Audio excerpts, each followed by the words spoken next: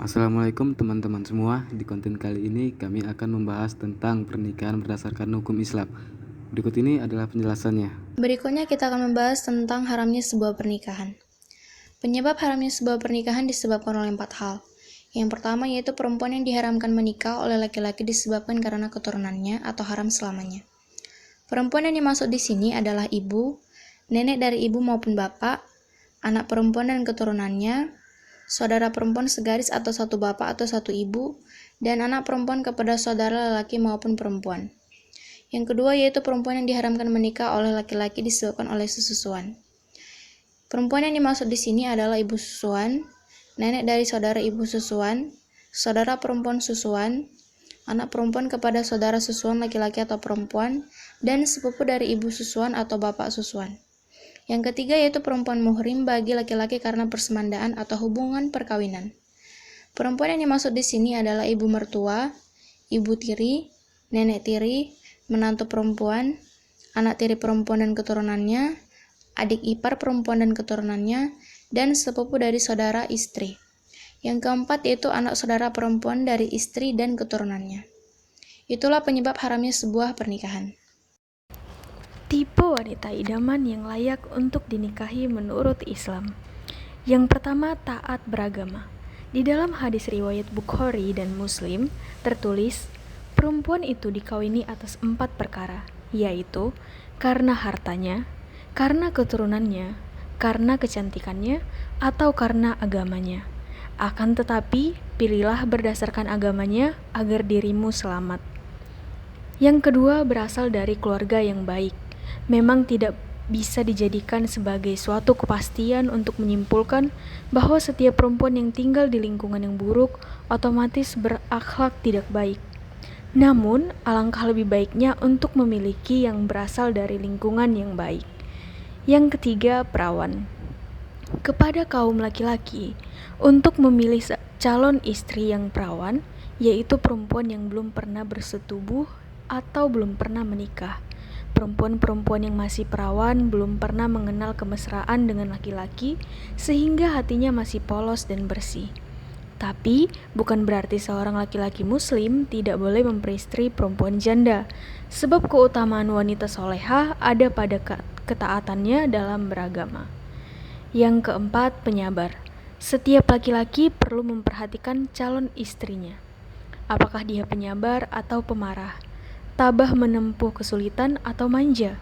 Hal ini perlu diketahui sebab sifat-sifat buruk banyak berpengaruh dalam hidup berumah tangga. Bukankah tidak ada orang yang mau membangun rumah tangga dengan suasana penuh bertentangan, perselisihan, dan permusuhan yang hanya akan menciptakan hidup penuh derita dan nestapa? Peminangan. Pertunangan atau bertunang merupakan suatu ikatan janji pihak laki-laki dan perempuan untuk melangsungkan pernikahan mengikuti hari yang dipersetujui oleh kedua pihak. Meminang merupakan adat kebiasaan masyarakat Melayu yang telah dihalalkan oleh Islam. Peminangan juga merupakan awal proses dari pernikahan. Hukum peminangan adalah harus dan hendaknya bukan dari istri orang, bukan saudari sendiri, tidak dalam masa idah, dan bukan tunangan orang. Pemberian seperti cincin kepada wanita semasa peminangan merupakan tanda ikatan pertunangan. Apabila terjadi ingkar janji yang disebabkan oleh sang laki-laki, pemberian tidak perlu dikembalikan, dan jika disebabkan oleh wanita, maka hendaknya dikembalikan.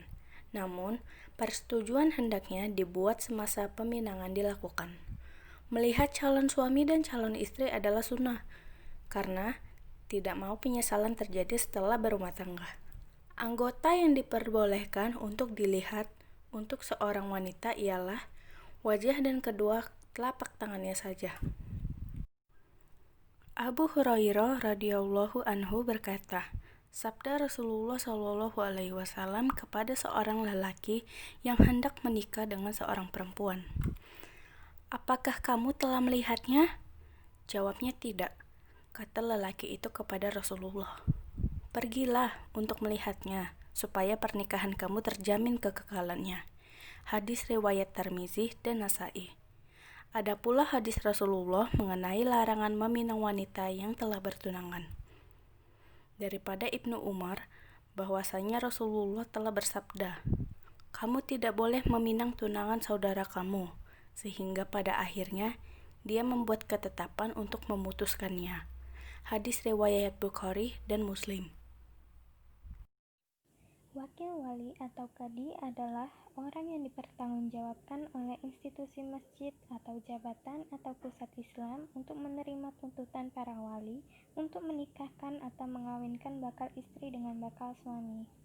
Segala urusan pernikahan, penyediaan aset pernikahan seperti mas kawin, barang hantaran atau hadiah, penyediaan tempat pernikahan, jamuan makan kepada para hadirin dan lainnya adalah tanggung jawab pihak suami istri itu. Qadhi hanya perlu memastikan aset-aset itu telah disediakan supaya urusan pernikahan berjalan dengan lancar.